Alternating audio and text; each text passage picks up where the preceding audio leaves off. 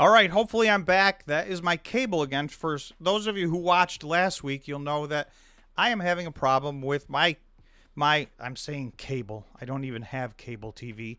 My internet company. And I'm getting ready to say who they are because they're aggravating me. I'm paying for the absolute highest level of data in both directions. Yet, it just cuts out, like, randomly. And I did try to talk to them about it last week, but after over an hour, I still was not talking to a human being. I was talking to a computer telling me to do things that I had already done, tried and failed. All right, my complaint session is over. Anyway, we cut out. We're back. Thanks for those who found. Hello, Barry. Hello, Steven. Hello, Darren. Thanks. Welcome back. Thanks for finding the new stream. It's crazy. So I do have, what's it called? Starlink, Starnet. And hold on, what the heck is that thing called? So I can stream on that, and maybe I should just start doing that. Star Network.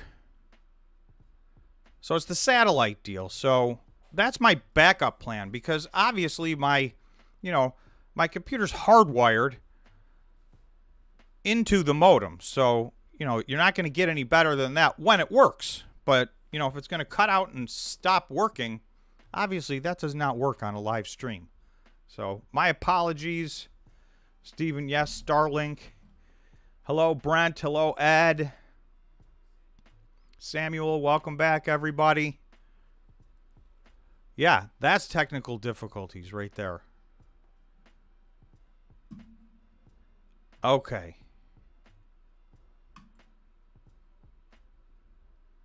I'm regrouped.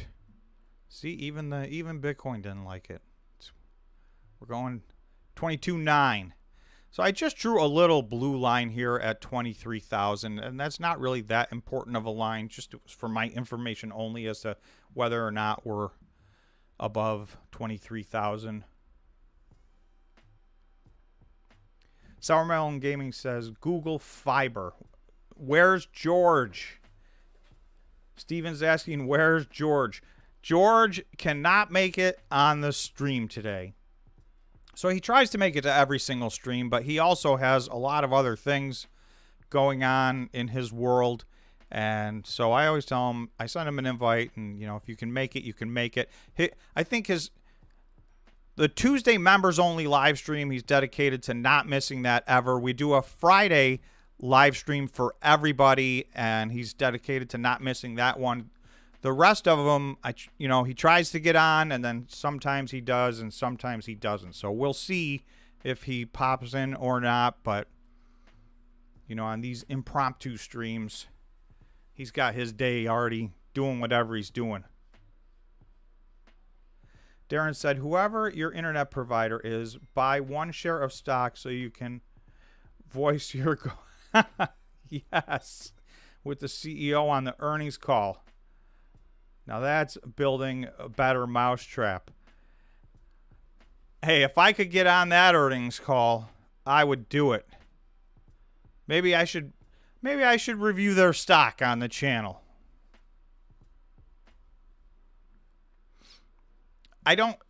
You shouldn't be an hour into a customer service call and still have been given no opportunity to talk to a human being.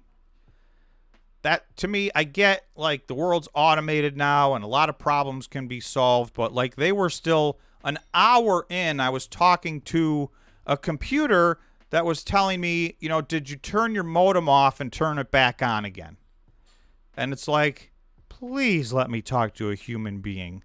I'm 100 steps past that. It's going to be 5 hours if you're going to ask me stupid questions like that. So, obviously, yes, I turned my modem off and I turned it back on again. Thanks for the advice. So that's when I gave up and I hung up, and I'm like, all right, I'll do this another time because you can only take it for so long. I do know somebody that lost their service for life because they got so upset on their phone call that they started yelling and saying inappropriate things, and they got their service canceled for lifetime. So that's what can happen. Do me a favor. I mean, seriously.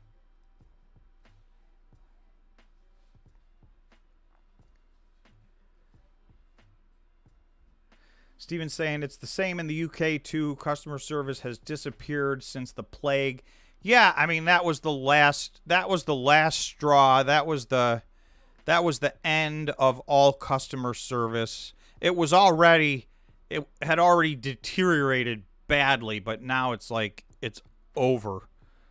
So you got to be able to talk to a person. And I can absolutely sympathize. You know what? Give the computer, give the, automated help 5 or 10 minutes to do its thing. And if it can fix, if it can fix 5 out of 10 problems, that cuts your calls in half. So I'm okay with that. But do not try to fix 99 out of 100 problems without talking to a human if it means your customers are going to have to wait an hour or 2 hours or 3 hours on the phone before they get their problem fixed. I mean, paying them money.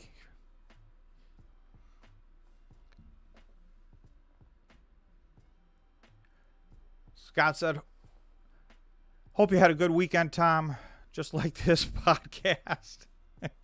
I'm done complaining about my internet provider, whose name I have not mentioned, but I feel that I have every right to, but I will not mention them for now. All right. Reset button. Where were we? I can't even check. We had a poll. It was really close poll. I can't check. It was a pretty split crowd. I can't go back and check because that stream died. But we had a pretty split crowd on the, did the Fed seem more dovish in this last meeting? If everybody could do me a favor, sorry to keep asking, but now we started a new live stream, so I'm starting all over. So if you could smash the like button, I would appreciate it greatly. Helps people find us. YouTube, blah, blah, blah. Let's see. Steven said, on the other stream, someone noted BlackRock bought 1 million shares of Marathon. An additional million, because I feel like they were already maybe their biggest institutional owner, or one of them. I mean, they're usually in the top 3. So this is my cheat sheet for everything. If this information isn't correct, I dive deeper. But Yahoo Finance has a lot of information they provide. This is not a sponsorship. I have no affiliation with Yahoo Finance at all. And if their information's wrong, which it is sometimes, some of this information is not 100% up to date. But you can very quickly access like the vast majority of information. Now, if you're buying a stock, I would say please just don't look at Yahoo Finance and make your decisions there. You got to dig deeper than that. But it is a good place to start. So Vanguard, it's always Vanguard and BlackRock. Vanguard and BlackRock, number 1 and number 2. So it looks like they owned 7.7 million shares, and this was as of September 29th. And then somebody was saying they just bought another 1 million shares. So I'm not sure how much that gives them right now.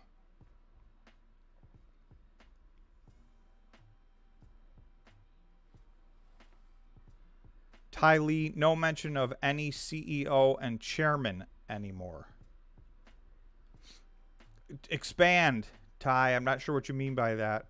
Maybe I didn't follow along the... not following the stream. Not following the chat.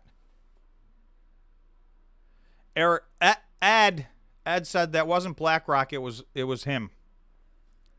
You're all in, Ed.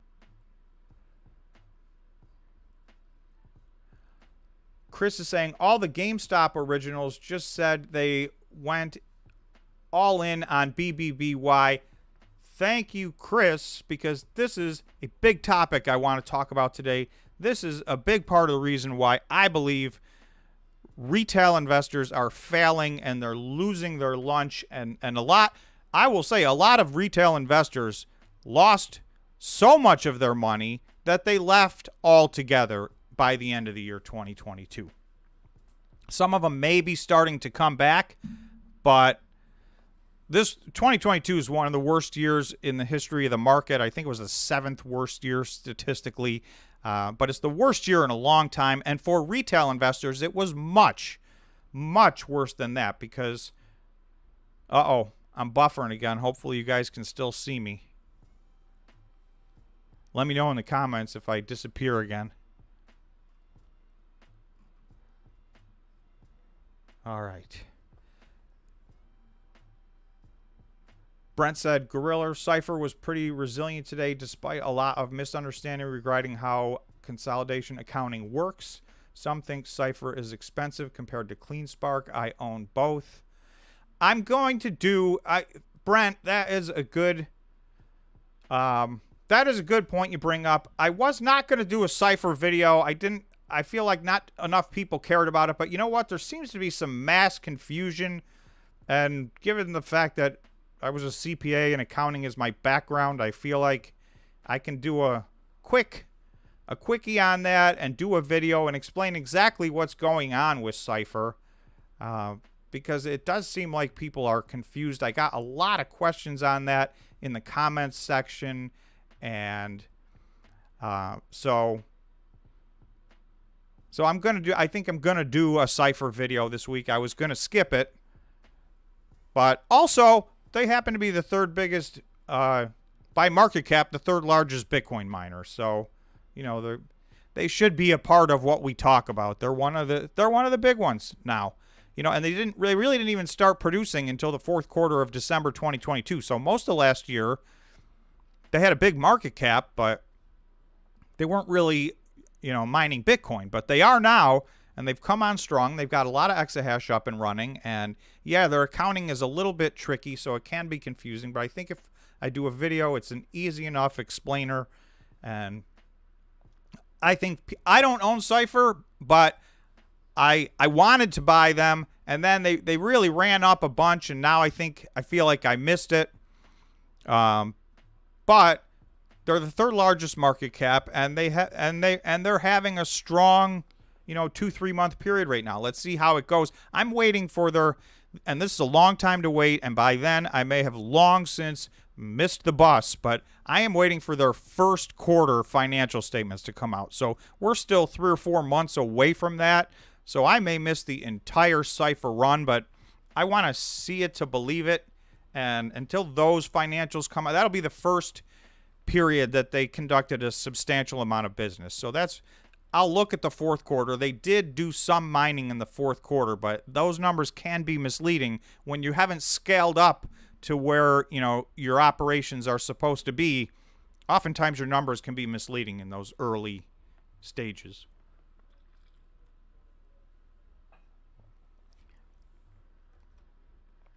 This is my intermittent. Please smash the like button. Please. Thank you, everybody. We had to start over. So, JD, hello. How are you? Kevin, hello. Hut had a nice day. Yeah, Hut had a great day. We took a look at that earlier. I'll take a look at it again. Gorilla said, thanks, Tom. Would appreciate a Cypher video. I'm on the fence right now about buying some. So, yeah, I mean, I could probably say I'm on the fence. I mean, I was going to buy some, and then I'm starting to feel like I missed it, but that's my personal opinion. And it's hard when there's this many stocks. For me, I feel like this is an unbelievable time, buying opportunity time. And, you know, it was better last month, but there's still so many stocks that have not even started their run up, and even the ones that have.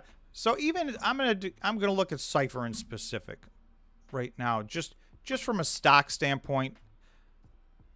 And you can see, I mean, look at this day a couple of days ago. That's just insanity. So this ran up to like over the moon.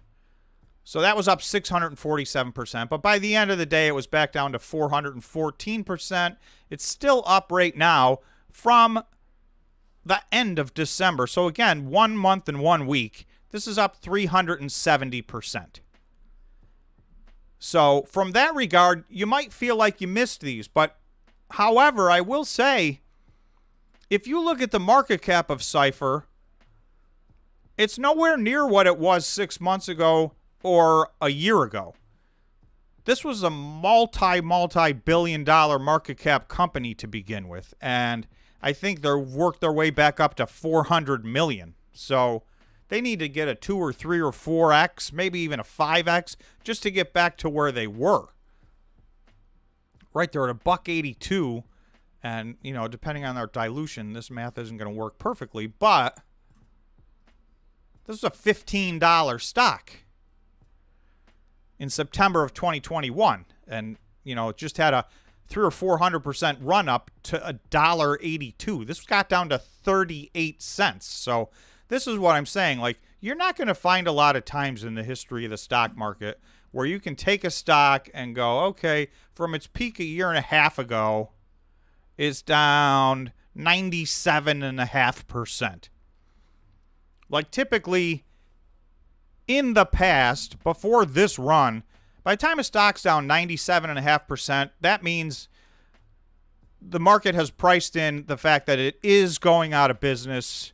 And, you know, maybe there's a little arbitrage left. Maybe there's a Chapter 11 ahead of them where something might be left over at the end of the day. And it's just a gamble at that point. But Cipher was down 97.5% just because the Bitcoin miners got crushed and the small cap high growth stocks got crushed. They were never in any danger from a financial standpoint. They were never in any danger of going out of business. Now, also, they probably never belonged up at $15, you know, back here. So they started from a place that was too high, but they ended in a place that was much too low. So where are they going to find, you know, where's their true value? I don't know. So that's the hard part, because a lot of these stocks, most of the Bitcoin miners have run up between 100 and 400% in the last 5 or 6 weeks. More of them are in the 100 to the low 200s, but that's a double or more. So, you know, you may feel like you're late, but again, they're still down. Like, what's here? I'm going to go back. This stock right now is still down. And again, I'm not saying it's getting back to $15, but it is a fact. This stock traded for $15, you know, less than a year and a half ago. So it's down 86% still right now from its highs. So, you know, is that too late? Not if this is a good company, it's not. So that's my conundrum. Like, which there's so many potential buying opportunities. Which one's the right one? So I will tell you, I'm sticking with my highest conviction plays first. And for really the third and fourth quarter of 2022 was such a nightmare that the only positions I added to were my high conviction plays. And so there was about 6 months where I had, you know, just a handful of stocks that I was dollar cost averaging into, and the rest I left alone. Somebody left me a comment that, you know, I think in the middle of the December, they just bought equal amounts of the 10 Bitcoin mining stocks. I'm not sure which 10, and they said, you know what, that's been a grand slam home run for them. So, you know, they timed it right. Ty is saying Cipher's parent company is Bitfury. So, I mean, you can, yes, technically, I mean, they're a publicly traded company, but Bitfury owns, I think it's 80+% of the stock even now in Cipher. But what's interesting is Cipher was going to buy a lot of machines from Bitfury, and they canceled that order.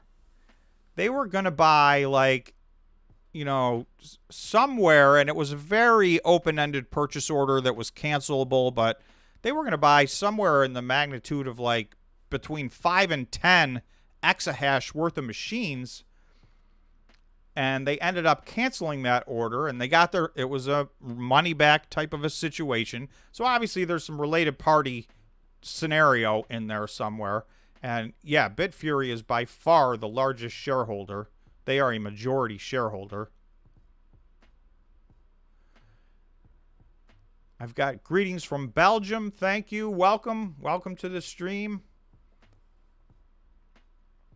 Samuel says, I agree with you on Cypher, waiting on a bit of data. I feel like it's more speculative than the other miners. Yeah, I mean, just because they're so far behind everybody else. Cypher and TeraWolf just started a lot later than the rest of this group, so we really don't have the same amount of, information on them. Darren saying Cypher could 100x in early 2025. I mean, I'm not calling for 100x, but I think all of the Bitcoin mining companies that win, that survive, that make it to the other side of the halving, the ones that run up, 20x's, 50x's, 100x's, we don't know. I'll say this. I mean, it's not I think the last time around, Marathon and Riot did something like 40 or 50x in the last bull market in 2021. So to see that happen again would not be, I mean, it certainly wouldn't be unprecedented. It just happened in the last bull market. So I think a lot of these companies are nowhere near where they'll be if Bitcoin gets to where I think it's going to get. And I'm not a Bitcoin $1 million type of a person. I have an earmark after the halving. I feel like it needs to be in a certain place, and if it is, these companies will be in very good shape. But if it's not, if we get to the halving in 2024 and Bitcoin's at $30,000, these companies are in big trouble. So obviously my price target is much higher than that for post the halving.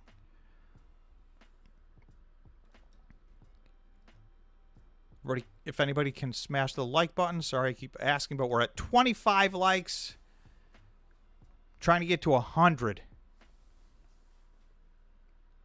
100 means we had a success on the stream. Now, of course, my internet connection cut off half of the stream. For those of you joining late, there was another half of the stream that disappeared because I lost internet connection, but I'm done complaining about that.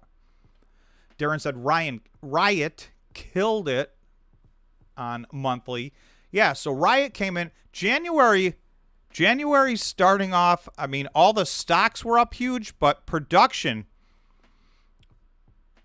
Riot came in. They're the winner now. Having said that, Core Scientific put their numbers out today. They mined over 1,500 Bitcoin. I don't count Core Scientific against all their competitors, and the reason for that is they were able to leverage themselves into bankruptcy, and as a result, being in Chapter 11, they get the advantage of leaving all these machines on at a time where they really would otherwise just be out of business and not be able to afford to do that. So to me, that's a separate story. That doesn't mean they're of no value. They might be of great value later than earlier. It's just not comparing apples to apples, in my opinion. So the ones that you can compare apples to apples on, Riot had 740 Bitcoin in the month of January. That is, other than Core Scientific, that's the best month any of these companies have had in the last 2 years. There's two other companies. So first, Cleanspark came out.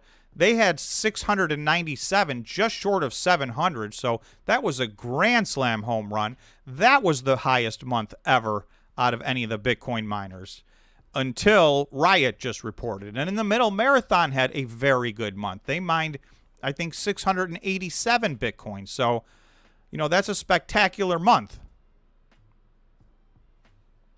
So there's three of these guys that mined either, Riot mined over 700, 740, and Marathon and Cleanspark just barely missed 700. So that's the best I mean, that's by far the best month out of the last 2 years. So at the top, but there seems to be the haves and the have-nots. There's the discrepancy between the big miners and the rest of the miners is getting larger and larger. So there's those three. Bitfarms still has big numbers. Cypher's starting to post big numbers.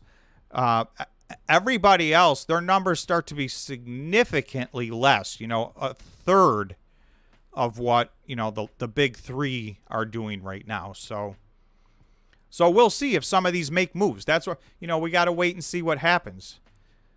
What's Hive going to do the rest of the year? They've got a bunch of their own machines coming online with the Intel chips in them. What's Hut going to do? They've been saying they're going to make a move and potentially either put out a big purchase order or buy something organic or inorganic. They said they're going to be trying to grow their both sides of their business, both the Bitcoin mining side and the computing side.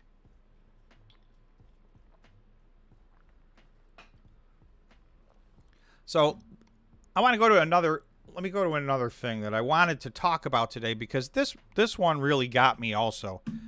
And I feel like this one is crucial. I think I'm going to read it. Bed Bath & Beyond stock rallies 115% as meme stocks soar. I think, and it's not the only reason, right? 2022 was a tough year in geopolitics and economically speaking, and in every way you want to measure it. It was a tough year, and so the market had a very tough year.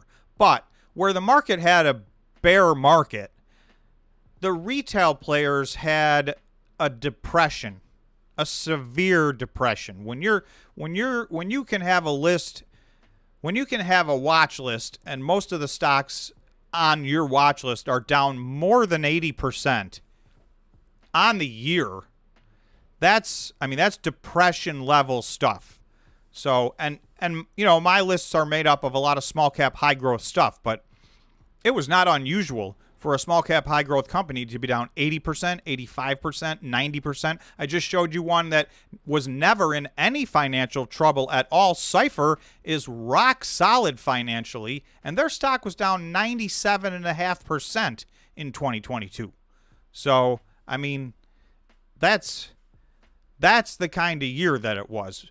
And a lot of this dates back to these meme stocks. And Bed Bath & Beyond, actually, I think they were actually the first one, but then, it went to another level with GameStop and AMC.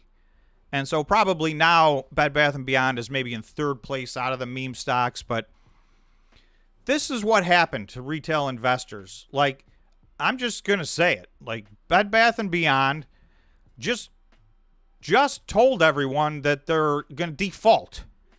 So here, somewhere in here, I think it says this. Okay, shares of embattled retailer are heavily shorted, with short interest in Bed Bath & Beyond standing at 53% of the float. So, sometimes you might think, all right, that's a great opportunity for a short squeeze. Bed Bath & Beyond has been trying to conserve cash as it teeters on the edge of bankruptcy. After accruing up more than $1 billion in debt and losses by the end of 2022, the company recently warned in a regulatory filing with the SEC it was hit with a default notice from JP Morgan and does not have adequate funds to repay its loans. So they just literally just let the world know they're in default of their loans. They don't have the money to repay their loans, and yet this stock is pumping up 115%. The problem with that is, yes, some people make money on the way up. Most retail investors are going to get burned on this. So congratulations. If you got in first, if you got in early, and you're in and you're out and you've made your money, then, I more power to you. However, it is the less savvy retail investors and the people that have less time, or, they're not sitting there trading all day. Those are the people that get destroyed on these plays because somebody bought this stock up 115% today. How's that person doing? And this was the case. You can see GameStop and AMC, those things ran up. You know, AMC was, it's funny. I made a list at the beginning of 2021 of 5 companies that were going out of business that I was considering, and I never short stocks, but given the, you know, global situation that had gone on and the shutting down of so many businesses, it became apparent there was some companies that had no chance of survival. And AMC was one of those companies. Now, ironically, it did survive because they pumped their stock thousands and thousands of %, allowed them to issue more stock and get the cash to survive. So they're only surviving on that cash that they got as a result of all this. But they were literally, at that time, in my opinion, they were one of the 5 worst companies in the entire stock market. And they're the ones that had a meme rally. Now, I think the people behind these meme rallies are not our friends. So I would rather see retail investors find some of these stocks down 80 or 90%. You know, Cypher's down 97.5%, and they're rock solid. I'd rather see that stock rally. A stock that's probably going to make it and go on to do good things, or at least have some chance. I mean, Bed Bath & Beyond literally just told everybody they're on the edge of, their words, on the edge of bankruptcy, and they're going to be in default on their loan. So that is not a company we want to rally around. That's not a sustainable, that's not long-term investing. That's not smart investing. That's just gambling as far as I'm concerned. So, and listen, if you're making money at it, I'm not preaching at you. If you got a beat on this and you're good at what you do, but the vast majority of people can't do that. So if you can do that, congratulations, and I hope you make a lot of money on it. But just understand the vast majority of people can't do that, and they're all losing money. And all of these stocks end up taking a gigantic ride down. And a lot of retail investors, that's how they got knocked out of this, was with GameStop and AMC. They just got absolutely destroyed. And, you know, they quit. And some of those people will never come back to investing. Some of them will come back over time, and we'll see if they've learned their lesson. But what I'm trying to do, and this is why I have my channel, and this is why I have a members section where we go even deeper. I just want to talk about good stocks, and I know we talk a lot about just the Bitcoin miners, but I want to talk about more than just that, because there's a lot of giant opportunities, and if we find the right opportunities, and if retail investors start investing in the businesses that are going to succeed, not the meme stock that they can get rich quick on, that's going to lead to a much better end result for retail investors. So I know a lot of you that follow my channel are, you know, well above average investors, and, you know, some of you probably do make money this way. So again, if you're one of the ones that can, fantastic. But I know also that most of you, especially all the members, I know you guys recommend one good stock after the next, and a lot of these stocks are down 60, 70, 80, 90%. So you're doing what I'm talking about. It's just hard to spread the word when everybody's buying Bed Bath & Beyond after they just literally said they're in default and they're going to go bankrupt. So that's my rant. But and I'm not ranting at you guys. I'm feel like we're all on the same team here. And you know, if we can convince more retail investors to invest wisely and learn how this thing works, then the right stocks will start to move instead of the meme stocks. Barry's saying Dogecoin still has a bigger market cap than Polygon. So to me, that's another example of the exact same thing. Like, Dogecoin is literally a joke. It was made as a joke, whereas Polygon has a pretty extreme use case, but yet Dogecoin's got a bigger market cap. Andrew is saying day trading at lowest level in 3 years equals BS.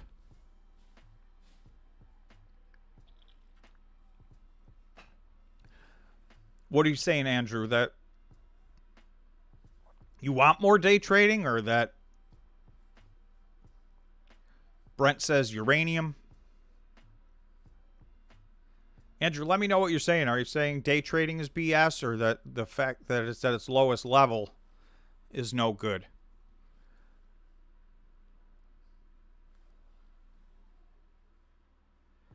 Darren is saying SoFi is an excellent moneymaker. So Darren is a member, and we did do a deep dive on SoFi several months ago.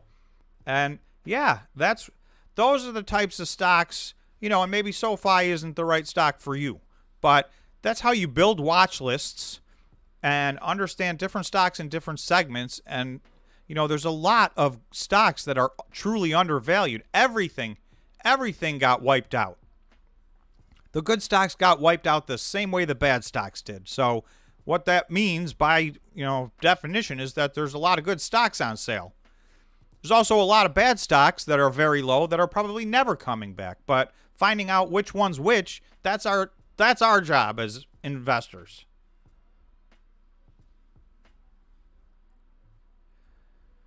Brent saying, I think he said, bullish. Bullish regarding day trading. Gotcha. Lack of day trading, that is. So that is bullish. Thank you. That is my mistake, Andrew. I misread that. Yes, that absolutely is bullish. And that's good. And it's also good for everybody because they're not losing their money. You know, and the ultimate example, a lot of you probably are here because you follow along with Bitcoin and the Bitcoin miners. You know, the leverage that they let you trade Bitcoin on is a disaster. It's an absolute disaster. So, you know, in the same vein of day trading, even if you're 20x leveraging, that is so much beyond anything that, unless number one, it's money you can absolutely afford to lose 100% of, because you can lose that in 5 minutes when you're 20x leveraging. And number two, unless you have some experience doing it, nobody should be 20x. And there's places where you can 50x leverage trade Bitcoin or 100x leverage trade Bitcoin. Those places are just taking everybody's money. So I'm hoping that amount of activity decreases over time.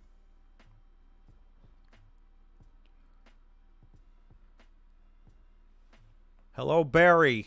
If I haven't said hello. Hello, Ed. Scott, Coors is not our friend. If they were bankrupt, they would not contribute to the higher hash rate that take away from all the other real miners. Yeah, I mean, that's why I'm not including them in the group. I don't consider them apples to apples. They overextended themselves. They made, they made a calculated, I'm not even going to say they were malicious. They were very bullish, and they geared up well past what anybody else did. I mean, their debt is $1 billion, and they just can't pay for it. But it allowed them to mine a massive amount of Bitcoin. But what good does that do when they've now sold 100% of the Bitcoin that they've mined, and they're in Chapter 11? So, yeah, and getting to hide in Chapter 11 and continue to mine have all your machines on for a period of time where you otherwise would not have been able to is hurting the other Bitcoin miners. It's increasing the global hash rate. It's increasing the difficulty level. And most likely all those machines would have wound up back on the market and back turned on at some point, but somebody would have got them at a discount, and, other people would be benefiting from that.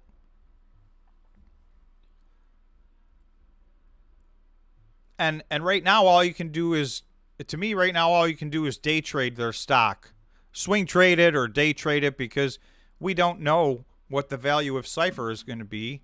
I'm sorry, what the value of Core Scientific is going to be, because they're in Chapter 11. So, they say there's going to be value left over for the shareholders, and I hope there is. For anybody who's holding the shares, I hope there's value left over and you get some money back. It wouldn't be the first time. Sometimes people do a quality reorganization, come out a lot stronger than they went in, and go on to be successful, and their shareholders win. That is the exception, not the rule, but it does happen.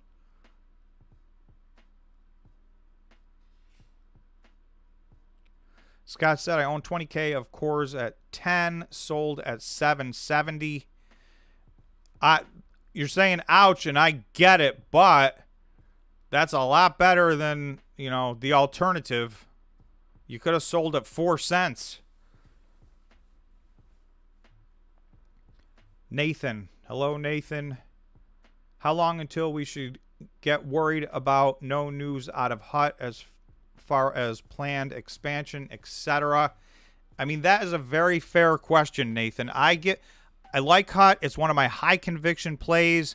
They've come on the channel a lot and talked to us directly, and I always feel like they're shooting straight as far as I'm concerned, but I will say it does get nerve-wracking at this point.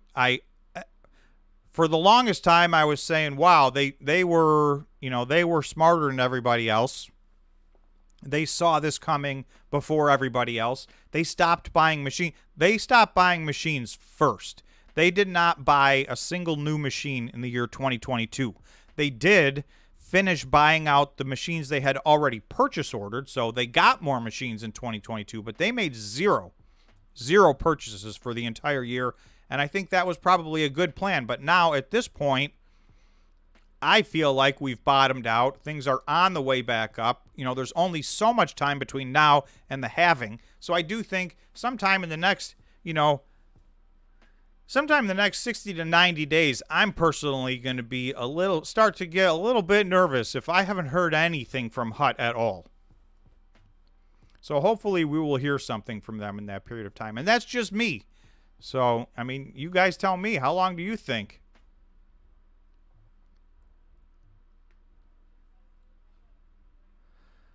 Yeah, and they've been talking about growth, and I think they intentionally didn't grow for a long time, and that worked out very well for them.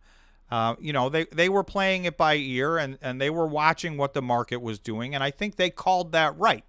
But so I'm not mad. They were going to get to 6 exahash last year, and they didn't do that. They got to less than half that. But I'm okay with that because, obviously at Bitcoin 16,000, 17,000, that was not the time. But to me, it feels like now is the time. So, we'll see. Hopefully, I feel like they've had good judgment, so hopefully there's something going on there, and we're going to find out about it sooner or later. Since the start of proof of stake 5 months ago, Ethereum has decreased by 10,000 ETH. It is deflationary, and more of the network is used, the more deflationary it becomes. So that's good information to have. That turns out to be deflationary because that was a great debate. They did not know in the short term and in the long term what that was going to do to the supply. So it sounds like it's already deflationary. So you would think that should be something that helps Ethereum.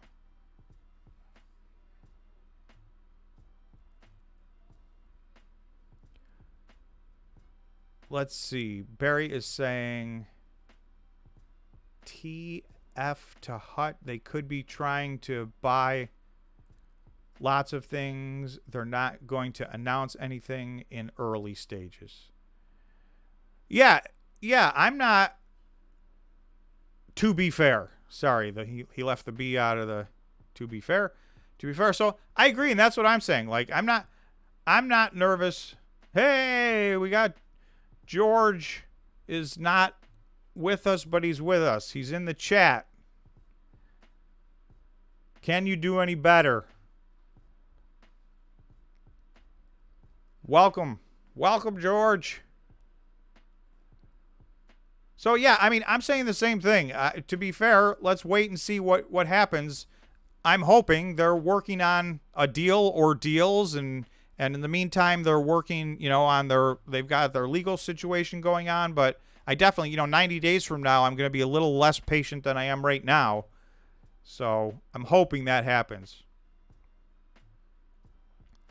Kudab, can you do any better? Which is Joris says, no Mara logo. You shill in the member chat. I'm a shill.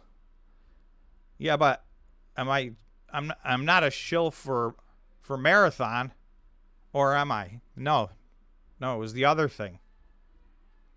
I'm not a shill for anything, but I get accused of that relentlessly. I think that's just a thing that people do. They go on to YouTube videos and they express themselves, and sometimes it's not in appropriate ways, in my opinion. So I think those of you who are familiar with the channel know I call them like I see them. The funny thing is, I just did a pretty positive video on Marathon. I think that was one of their better months they've ever had. And, if they can start stringing months like that together, there's a lot of potential there. I've always been consistent on Marathon.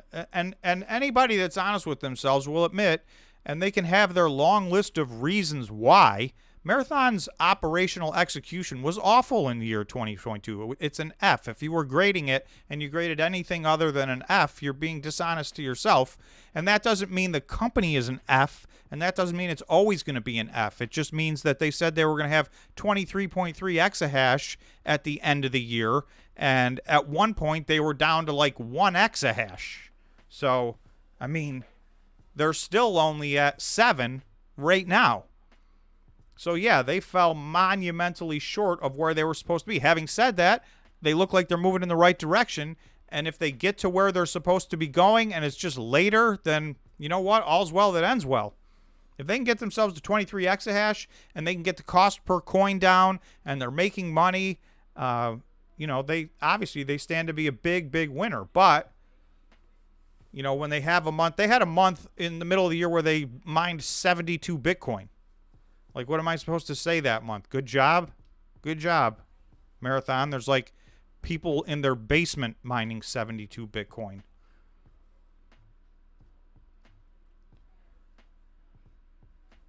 Let's see. Looks like JD and Andrew are talking about selling some puts. Andrew saying, I've been buying January 2025 minor options. So I'm conflicted about the 2025s. No, sorry. I'm not conflicted about the 2025s. A lot of people lately have been leaving comments. They're waiting for the 2026 options to come out. And I would be conflicted about the 2026 options because the January, if we haven't gotten to where we're going by January of 2025, and I think there's a lot of potential in the January 2025 options for the right Bitcoin miners. And obviously that's a much lower level of risk buying out that far. And it gets you, it's 8 months potentially after the halving. So if Bitcoin hasn't done its thing by then and your Bitcoin miner isn't where it wants to be by then, it's probably never going to get there. So in my mind, there's no point in buying the 2026s, right? I mean, if CleanSpark isn't where they want to be by January 2025, what reason is there to believe they're going to be there by January of 2026? I just don't see that being statistically any more likely than 2025. So you're just paying extra premium for something that has the same value or probably even less, really, in theory.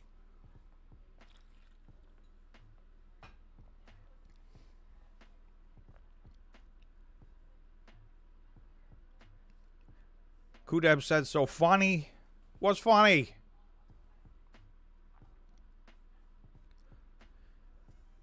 Future Forward is saying they will buy the 2026s when they open. So, see, there's someone who has the opposite opinion of me. I only include this is also future reward. I only include 2026 because if you look at 1 year plus 5 months after the halving is actually the height of the last 2 bull markets. So, all right, I mean, if you feel like, there's going to be the blow off top, maybe that will not have happened by the January 2025s. So, that's fair. That's a fair rebuttal.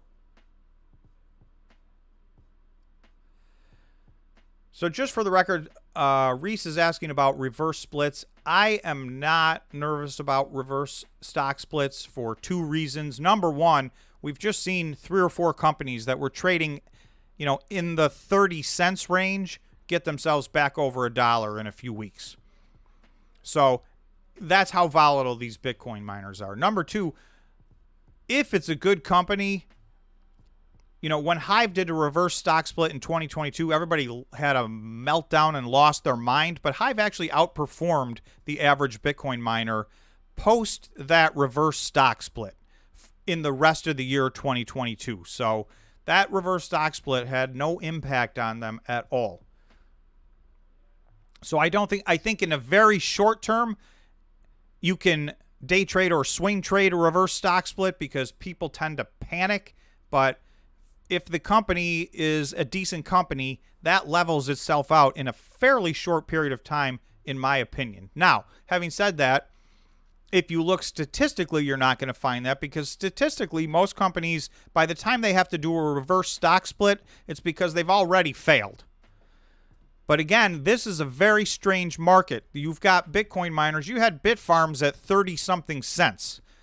They were not a company that was failing. When they were at 30 cents, that month they mined more Bitcoin than any other Bitcoin miner except Core Scientific.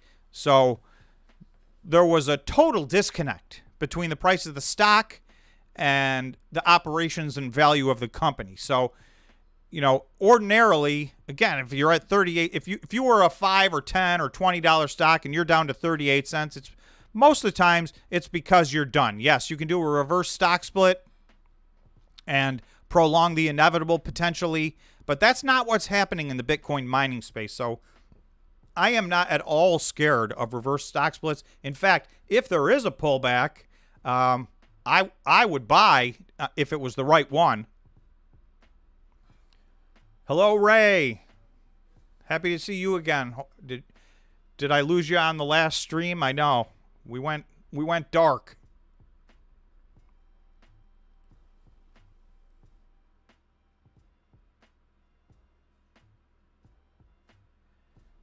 All right, so what's next?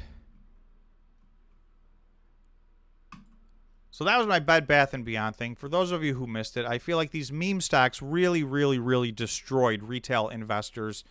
It drove a lot of people out of the market. And, to some extent, maybe you need to get rid of the weaker hands. But this hurt a lot of people. And I would like, my objective in 2023 is to try to get the word out about good small cap, high growth stocks. Not meme stocks. Not stocks that are probably going out of business. I mean, like I read this article a few minutes ago for anybody who wasn't here. They literally said they're in default. And they're looking to file for Chapter 11. So, and they're up 115% today on that news. So, I mean, go figure that out. And remember, for everybody that makes money, there's somebody that lost money. And my fear is it's the institutional money that's making all the money as usual. And, there's a few retail traders that have a good beat on this and they make some money, but the vast majority are probably not experienced as maybe some of you that are listening, and they get destroyed. And this is where they lose all their money when they would be better off, looking for, a lot of the stocks that we talk about on the channel. And a lot of the deep dives I've done for the members, virtually all stocks that I do now have on my watch list.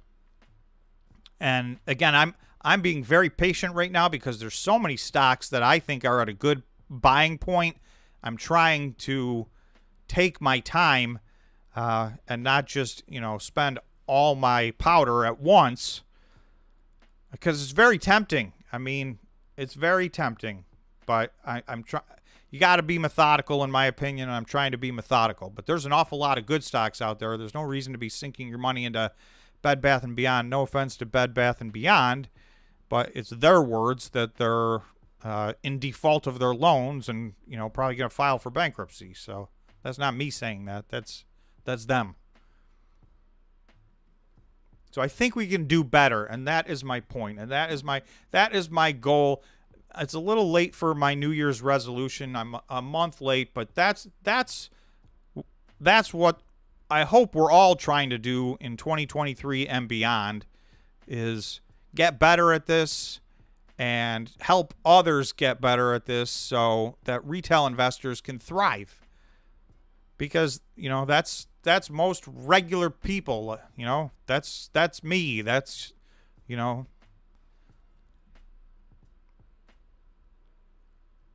I don't care if the institutions make money or lose money.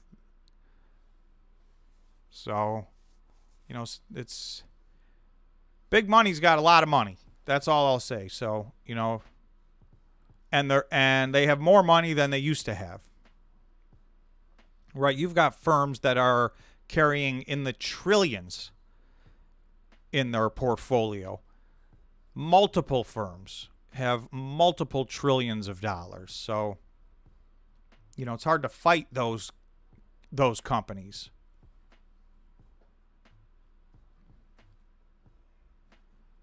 So my thing that I think should short squeeze is and I'm not recommending this stock. This is not financial advice. I'm just saying Beam, BEEM, for those of you who follow the channel and know me, I've been holding that stock for a long time. And I'm not holding it for a squeeze. I'm holding it because I think it's going to go up over time and there's a lot of value in that stock. But if you want to look at something that's set up for a squeeze, I don't know why people are wasting their time in Bed Bath & Beyond.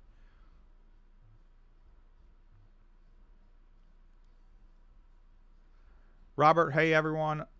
A little late, but thanks for streaming, Tom. You're welcome, Robert. Thank you. Thanks for showing up. Thanks for being here. If you have not yet, remember you can smash the like button and it helps the live stream.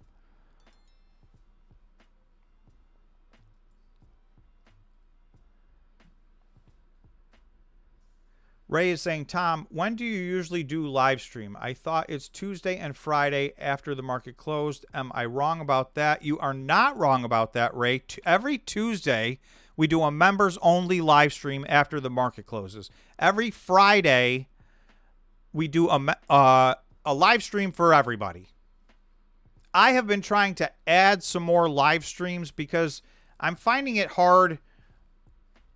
I like doing my videos. My videos are usually deep dives, and so, there's information I can get out that way, but I feel like when I'm live like this, I can talk about a lot more topics rather than being limited. Essentially, YouTube limits you to 3 videos a day, and you can do more than that, but there's, you're in the algorithm, you're severely penalized if you do more than 3 videos a day. So that leaves me to, a very limited amount to talk about. Whereas on a live stream, I could talk about 5 things in one live stream.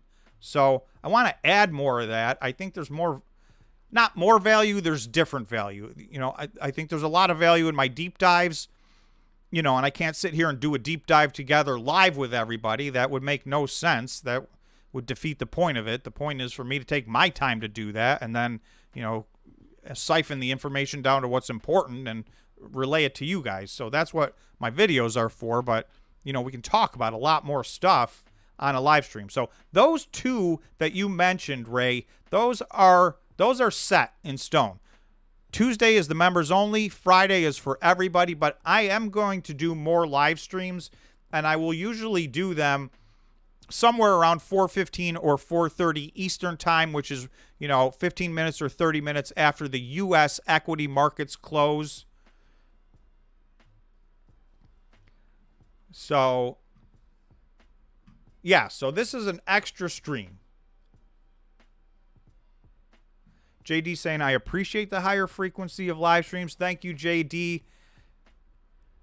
Yeah, I mean, I feel like there's some days I'm making a video and I'm like, oh, I can either just talk about this just one thing or I can go talk to everybody. So, you know, sometimes this is better, especially when there's so much going on. And I had a few things in specific that I really wanted to talk about. Mainly everyone's interpretation of the Fed, and also this Bed Bath & Beyond thing with the retail traders.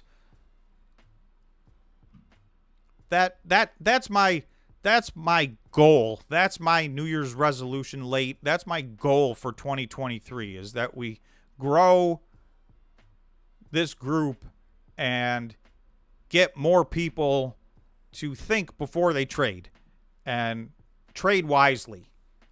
Right? We can't tell people what to trade, but we can give people good practices and you know, this isn't gambling. It's not supposed to be gambling.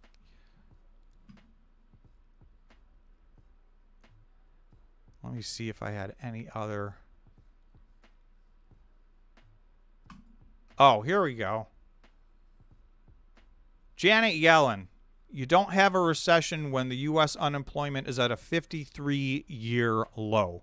U.S. Treasury Secretary Janet Yellen on Monday said she saw a path for avoiding a U.S. recession, with inflation coming down significantly and the economy remaining strong given the strength of the U.S. labor market. So that's the poll I wanted to do.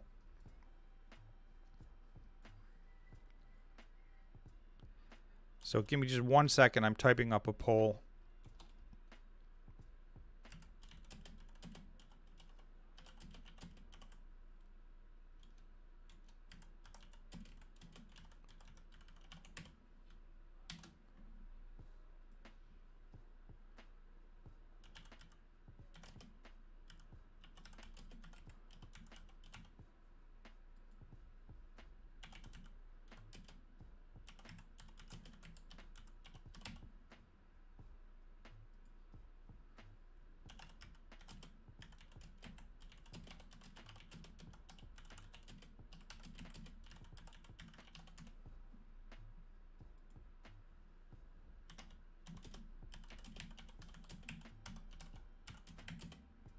Almost done.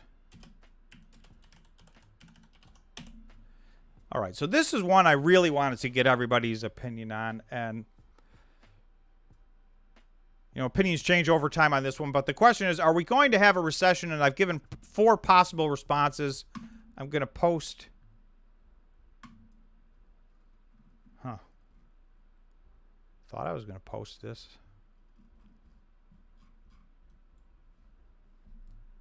Hello.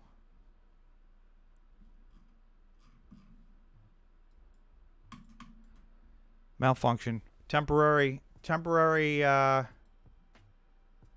put too many letters in one? Yes, I did.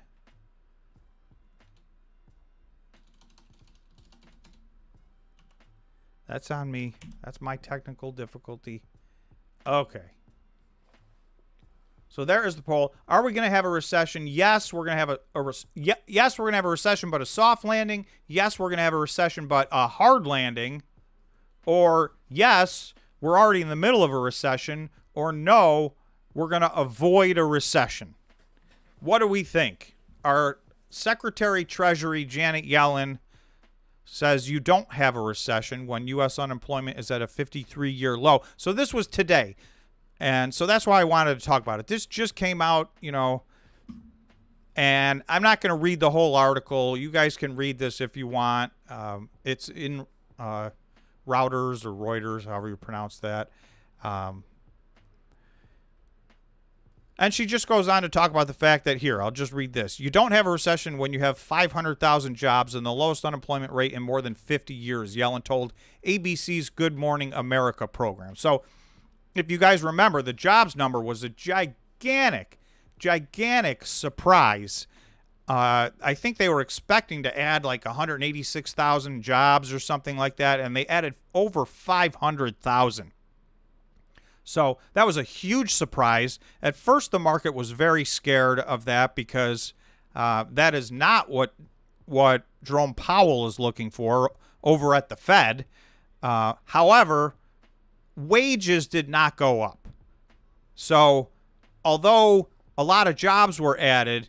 What Powell is really worried about is pressure on wages. So why he's looking, he wants, not that he wants, he believes that the only way to get out of this and to get out of this inflationary cycle is to have a little bit of pain at least, hopefully not a lot, but a little bit of pain with increased unemployment because it takes pressure off of wages.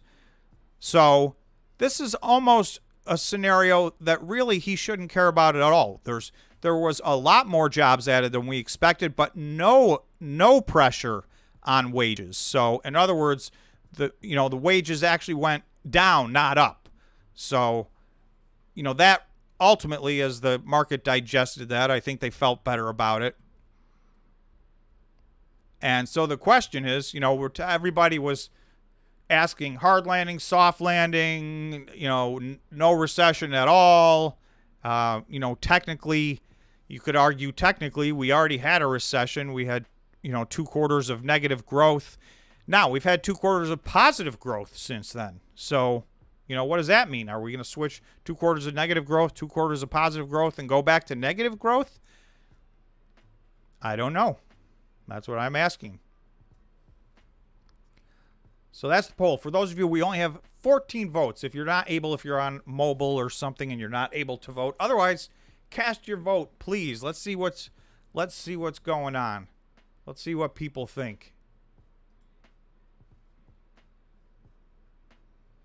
Future forward. Bull Run is going to send this channel to the moon. Good job and best of luck to you in this effort. Thank you very much. I appreciate that sentiment. Hopefully that will, that is a goal. I want to get more retail investors joining this conversation that we're having right now. So, that's the whole point of this. So hopefully you're right on the money. We'll see what happens. Scott said we're in a recession until the Minister of Truth said we aren't.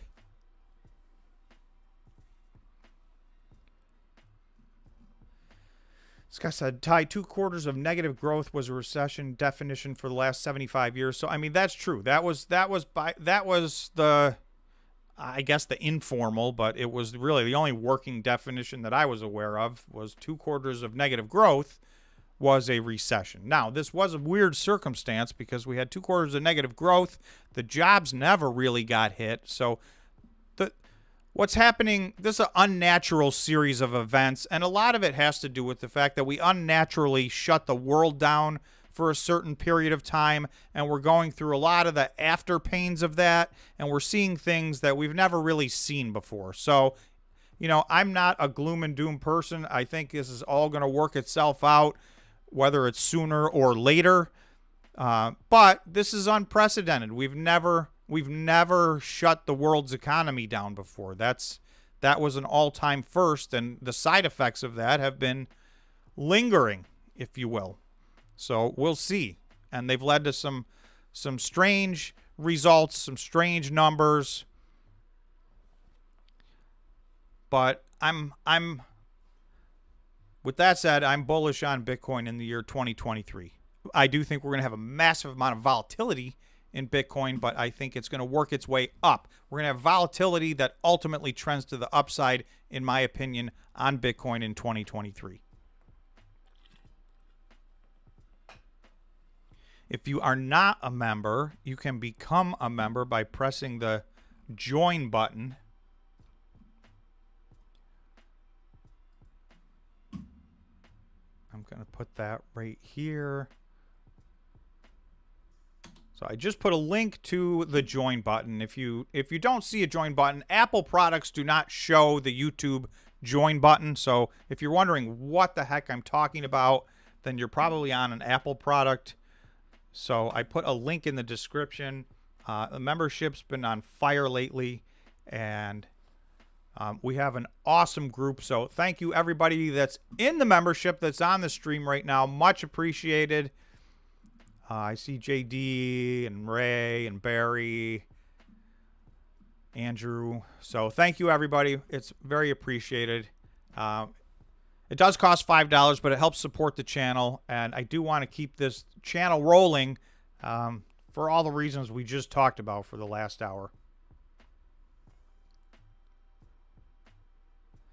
Michael's saying just tech companies, they're the only companies that are laying off people to beat or match earnings. So that's true. The tech companies, almost all of the big tech companies had, sometime in the last 60 days, they did their announcement, we're laying off 10,000 people, we're laying off 12,000 people. They all had a big round of layoffs, and it is about profitability for them.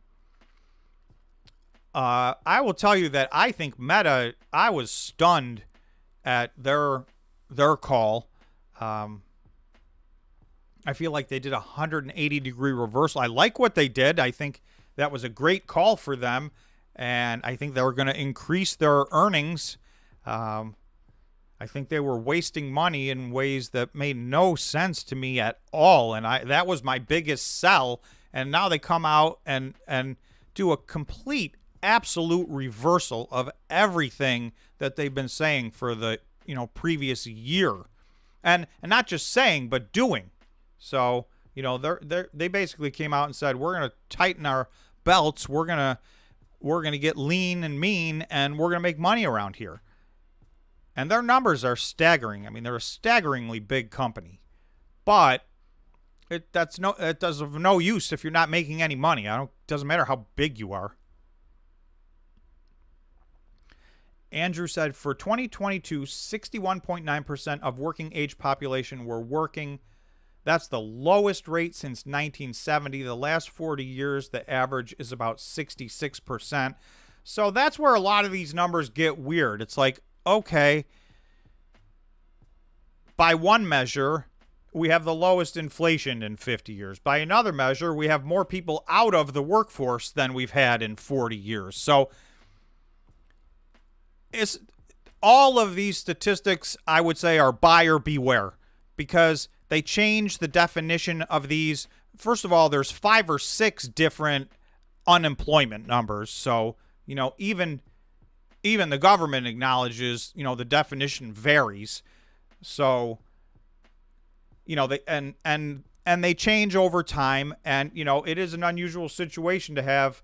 You've got super low unemployment, but you've got more people out of the workforce than you've ever had before. So that's one of the unintended, unexpected conundrum consequences of shutting the world down, and several of the other things that have happened. So that's what I'm saying.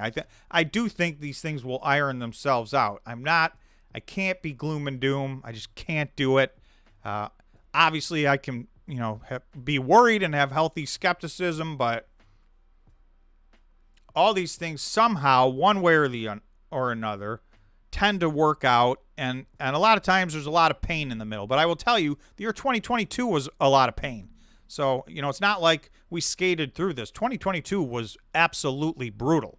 So maybe there's more to come. I don't know.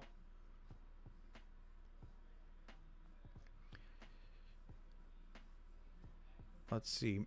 Marathon's 45% shorted. So, and they've dropped in price a bunch.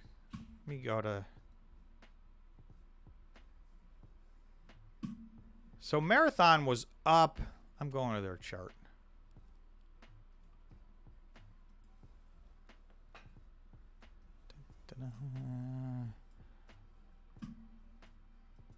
So you can see they had a huge run up and then a pullback. So if I go to the actual date, it's December 28th. So December 27th, December 28th, that was the bottom. It doesn't matter what industry I'm looking at. From a small cap, high growth stock standpoint, the 27th or the 28th was almost everybody's low. So from that day until January 24th, so less than 1 month, Marathon was up 214%. That was a big run. They have pulled back, but they are still up 133%. But they were at, they were approaching $10. So, and $10 is really nothing for Marathon. So the end game, if Marathon succeeds, you know, and I don't know if they will or they won't, but if they succeed, they're going to be an awfully lot more than a $10 stock, in my opinion. So, you know, there's a lot of upside, and, you know, like Michael is saying, there's a big short position out there right now, and that's one of the bigger ones. Some of these Bitcoin miners aren't even that shorted. They just sold off to an extent where, you know, all the risk on money just went away and never came back, and they didn't even have to short them down to 30 cents. They just went there. But I know that Marathon is one that has a big short position. Scott said, okay, Tom, back to Bitcoin. Are we holding 23 next catalyst, question mark? So that, yeah, and that's the main thing I wanted to talk about here is, let me get off of the week.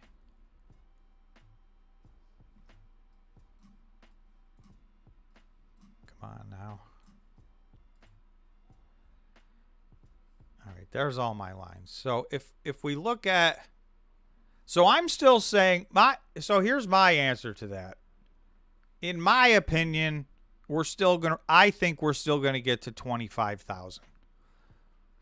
So this is now red candle, daily red candle number 5. So February 2nd, 3rd, 4th, 5th, and 6th. Now that this one hasn't closed yet, but it certainly seems like it's going to close red, and that will be the 5th one in a row. You have to go all the way back to this yellow box right here. This is in late November. That's the last time we had 4 red days in a row. Now, also the FTX situation earlier in the month, we had 4 red days in a row, and 2 of those were disastrous red days. So that is the question. Are we about to fall off the cliff here, or can we bounce off of some support and go back up? Before I answer that, let's take a look at the last poll, and then we'll end it, because then I'll ask a new poll. Okay, are we going to have a recession? 29% said yes, we're going to have a recession, but a soft landing. 13% said yes, hard landing. 42%, and the winner is yes, we're in the middle of a recession right now. And then 16% think, nope, we're going to avoid a recession altogether. So it was pretty spread out. I mean, the vast majority of people think we're either in a recession or going to have a recession. 16% of the people think we're going to avoid it altogether. I hope that 16% is right. Only time will tell, but thank you for participating in the poll. Now, the last poll of the day.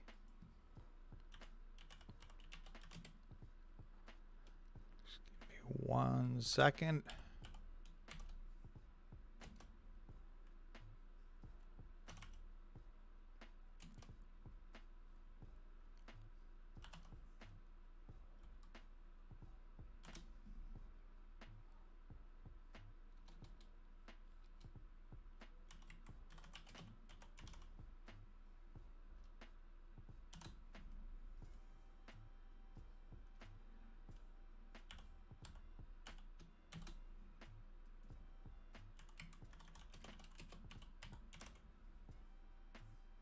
All right, super easy one. Bitcoin 25K, or is this rally over? So that's been my price. I had 2 price targets. We got to the first one. We did not get to the second one. It was around 25,200. So can we finish out this rally, or is this thing already done? And to put it in perspective, we did have, if it is done, from the bottom to the top, we had almost a 57% rally in the course of really just a little bit over 2 months. So that's the strongest rally we've had in 2+ years. Is that true? No. October of 2021. So that's really only about a year and a half ago. And that was the rally that ran us into November when Bitcoin hit its all-time high. So This is the biggest rally we've had by far since Bitcoin hit its all-time high in November of 2021. So is that it? Is this the end of the rally? Was this a 57% rally and now it's back down to test some lows? Or are we going to 25,000? I still feel like here's the, I don't want to call it hope. Here's what I feel like. This line at 22,400, this purple line for those of you that can see, this has held. Right, we ran above this back more than 2 weeks ago with one candle. We ran straight above this, and it's held ever since. We've candle wicked below this, but we've closed every single daily candle above that. We've had 5 red candles in a row, and we're still really not even testing this line yet. So I don't want to speak too soon, right? We're $300 away from it. So if I zoom in, that looks like this. And you can see right now, this is a 15-minute candle. We're in the middle of a big 15-minute red candle, but we're not even down to the highs of the day. So at midnight, we were lower than this. We got down to about 22,600-ish, and it looks like we're raging towards that right now as we speak. So I believe this line is going to tell the story.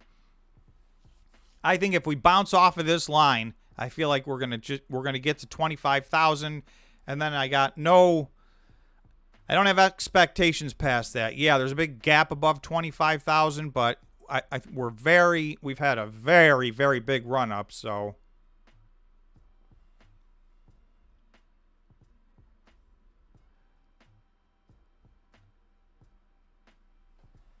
Space Oddity, we had 9 red months in 2022. Yeah, I mean, 2022 was brutal. We had a couple of relief rallies, and, you know, if you would have told somebody in November of 2021 that we were going to have a relief rally up to $25,000, that would not have made any sense to them. That would sound like a nightmare. So that kind of sums up 2022. It was a rough year by a lot of measures.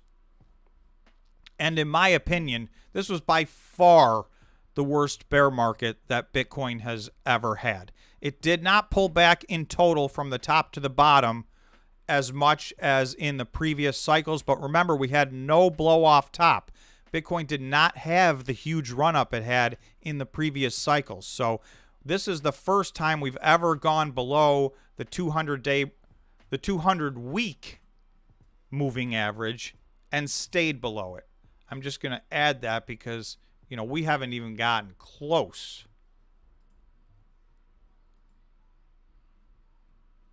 Oh, yeah, that's not going to add to my 15-minute time frame. I got to go back to my 1 day.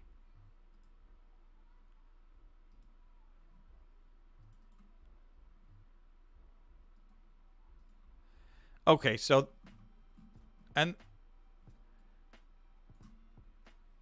I mean, you can see in the past, we've touched this line 3 times. We've never been below. This is the 200 week. So that's, what is that? 4 years. So that's the 4-year-ish moving average. Bitcoin's been above this its whole life. It's touched it twice.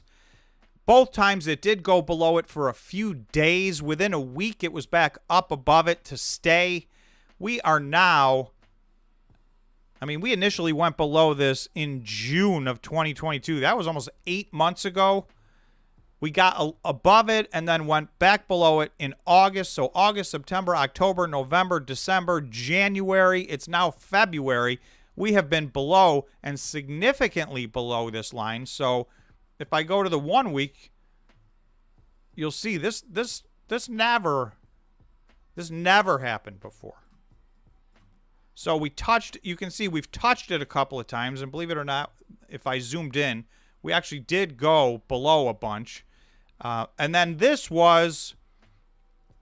is an outlying event. So this was February, March of the year 2020. We shut the world down, and even in that instance, if you look at the weekly candles, We had one weekly candle close below the 200-week moving average. The very next week was above the 200-week moving average. That's the longest we've ever been below that. We're now the better part of 7 or 8 months into below this moving average. So this is uncharted territory, and that's just one way that this is, in my mind, uncharted territory, making this a more brutal bear market than we have had in the past.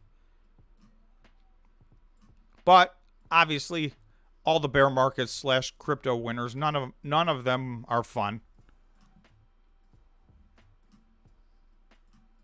And this one was brutal. And most of the altcoins did experience that 85 to 90 or 95% pullback from the top. So, Bitcoin and Ethereum didn't quite get all the way there. Let's see. Darren said Bitcoin looks to be just consolidating for a while after 3 green weeks. I mean, I agree. I think that's true. I think that,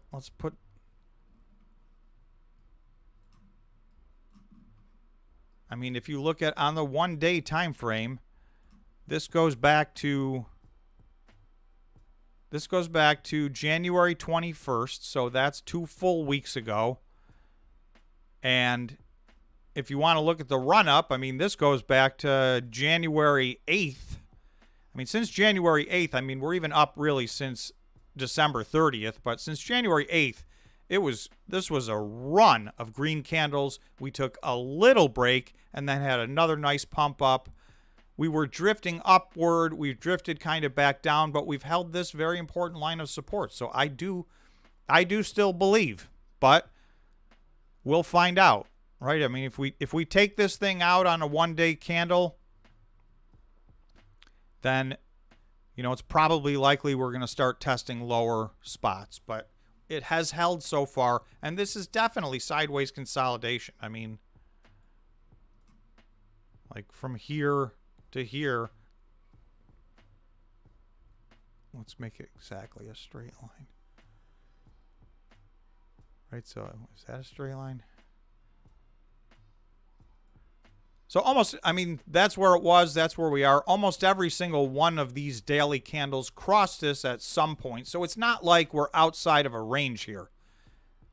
We've been trading sideways with a little bias to the upside, and now we've pulled a little bit back. So I'm hoping what you're saying, Darren, is we're just consolidating a little. And then if I look at the daily RSI, this has pulled a nice reset. We were overbought to a level where this was a 2-year record. The last time we were overbought this much was in January of 2021, right before we took the run up to $60,000. So we got overbought again up to very nearly 90 on the daily RSI. We've reset down to 58 right now. So that is a big reset. And I drew a line here at 50. Maybe we bounce off of 50. I don't know. Alternatively, if this rally is over, then we go through 50 and we got to reset all the way back down to, 30 or 25. We'll see. And this is just one. I always like to reiterate, this is one indicator. So no one indicator is 100% right and dictates the action on Bitcoin or anything. But when you look at them all together, hopefully they paint some kind of a story. Let's see. Michael said, I did own shares of BBBY, but I sold in the 20s and haven't touched it since I sold. So hopefully you bought less than that, sold in the 20s, and made up. It was much, much, much lower than that at the beginning of all that. So hopefully you made some money and got out. MetaWorks platform is so undervalued.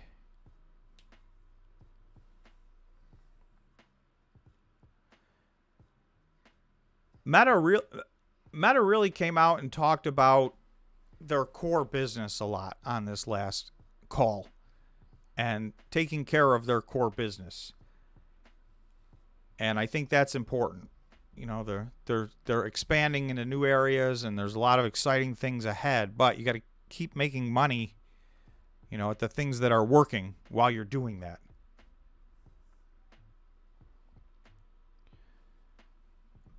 Let's take a look at the poll. So for me, I believe that there is a very solid chance we hold this line and we do run up to 25,000. And this is a breather. This is 5 red days in a row. It is encouraging to have 5 red days in a row and still be holding an important line of support here. So I'm encouraged by that. I'll do one more thing. I'll look at the 4-hour RSI because I think that, you know, here we go. This peaked. This was January the 13th. So you can see this has done almost a complete reset. In fact, you know, if we have a rough night, we're at 32.98 right now. 30 is the threshold for oversold. And this gets below, the 4-hour gets below 30 is the reality. If you look back, you'll see, you know, this was 27. This was 26.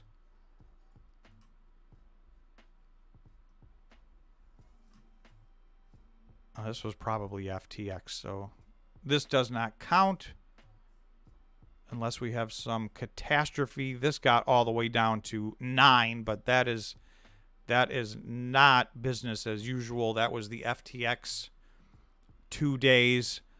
Other than that, you know, 25 is a 25, 27, 30 is basically a complete reset. And you can see this has gone the 4-hour. It went from the bot. I mean, went all the way. This went all the way up over 85, and now it's come almost all the way back down. So in my mind, that's very encouraging. And while it's done this gigantic reset, oops, get rid of that. While it's done this gigantic reset, we really did not, you know, Bitcoin didn't tank.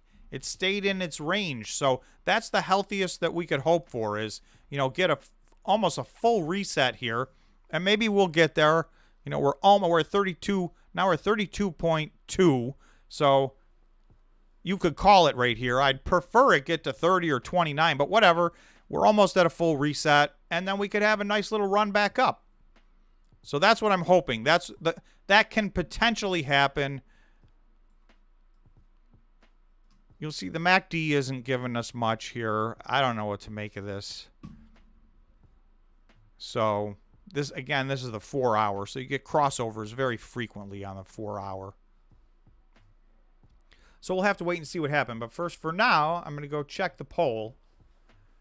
All right, Bitcoin to 25,000 or rally over. 25,000, 66%. Rally over, 34%. So 2-to-1 ratio. Think we are not done with this rally, and it's going to continue to 25,000. Ray is saying, since Bitcoin is above 20,000 now, does that mean that the chance of all the miners going bankruptcy is getting close to 0? Assume Bitcoin stays above 20,000. It's greatly reduced. It depends on the Bitcoin miner. There are still some Bitcoin miners that are very upside down. And if Bitcoin lingers in the 20 to 23 range, that may not be enough for them. For a lot of these Bitcoin miners, in my mind, I think that puts them out of the woods. But Colton, yes, this is live. Welcome to the live stream. All right, so, and then Steve is telling me Bitcoin's diving. JM, hello, welcome. Welcome to the live stream. So this is my line that I'm looking to hold. So we are having some red candles. This looks like it got exactly down to where it got at midnight last night.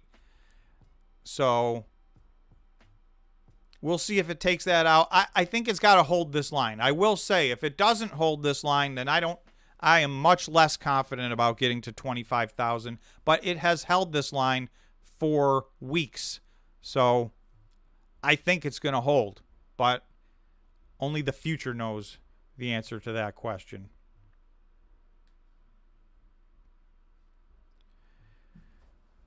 Reese is saying, I feel like if Bitcoin breaks if BTC breaks, everyone is expecting 25, so either it will blow past it or never reach it. Yeah, I mean, that's usually how this ends up working. We're all looking at a number and